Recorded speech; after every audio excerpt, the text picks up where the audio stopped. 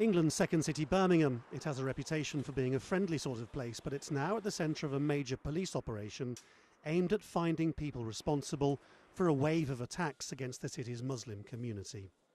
Many were apparently reprisals for the murder of the British soldier Lee Rigby, who was killed in London in May.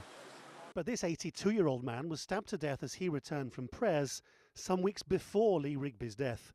To begin with, it wasn't even classed as anything other than a stabbing. But now, just like the killing of Lee Rigby, it's being described by the authorities as an act of terrorism. I remember initially getting the call and finding out it was actually Uncle Saleem that had been murdered. Everybody was shocked. Everybody was absolutely, didn't know what to say. And I remember coming to the mosque and there was just silence.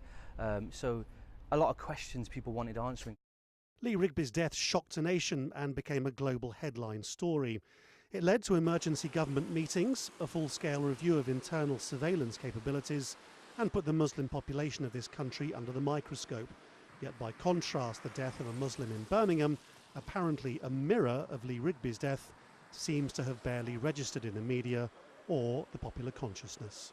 The reaction to the two attacks, both called by the police terrorist attacks, have been completely different. On the one hand, you have wall-to-wall coverage, the government coming out, condemning it, the Muslim community almost under siege because of it, running on for days and days and days, in media headlines, and on the other, a footnote in a newspaper. Since Lee Rigby's death, there have been arson attacks on mosques, bombings, threats by the hundred.